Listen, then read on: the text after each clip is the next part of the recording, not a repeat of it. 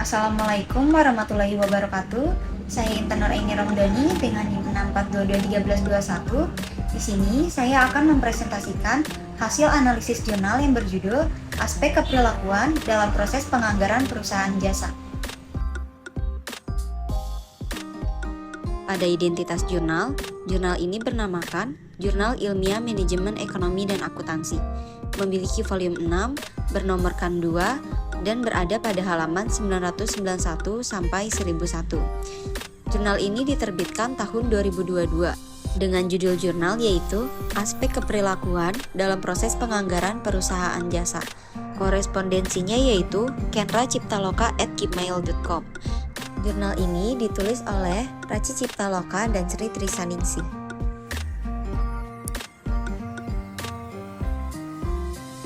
Pada bagian abstrak jurnal ini memiliki satu paragraf abstrak dan satu halaman abstrak.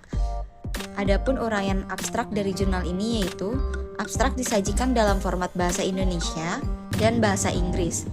Penulis menjelaskan bahwa penelitian ini dilakukan di perusahaan PT Kenra Ciptaloka Konsultan yang berdomisili di Surabaya.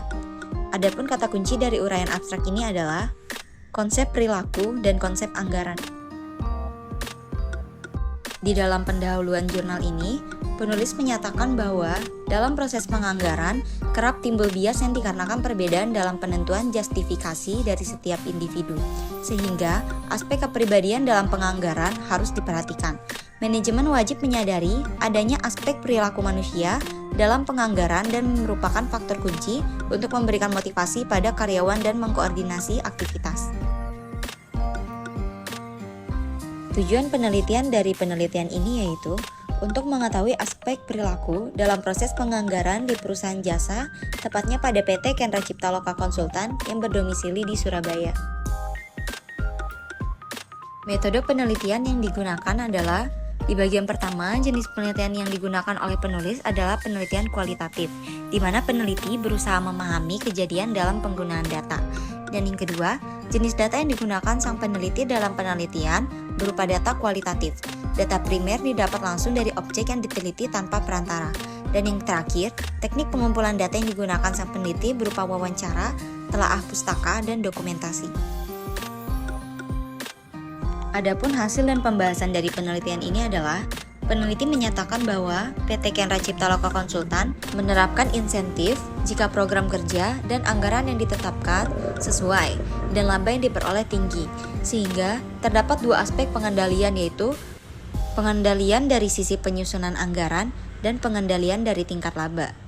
Insentif merupakan semua bentuk pendapatan seperti uang maupun barang yang diperoleh karyawan sebagai balas jasa yang telah diberikan pada perusahaan. Insentif mampu merangsang pegawai untuk melakukan pekerjaan sesuai maupun lebih baik dari yang telah ditentukan. Jadi, kesimpulan dari jurnal ini adalah PT Kenra Ciptaloka Konsultan menerapkan proses penyusunan anggaran dengan penganggaran secara partisipasi, sehingga manajer atau bawahan akan merasa bertanggung jawab terhadap anggaran yang telah dibuat.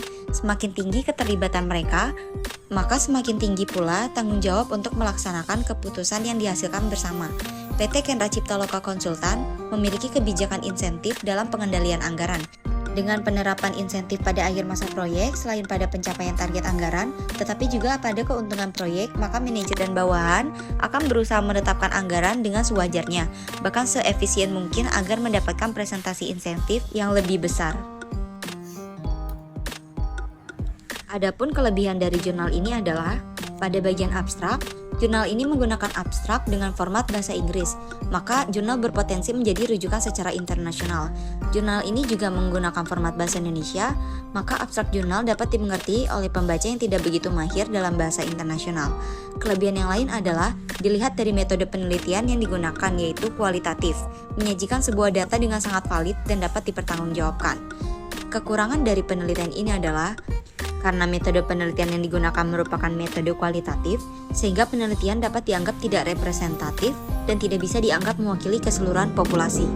Dalam metode kualitatif, peneliti cenderung memilih responden yang mewakili.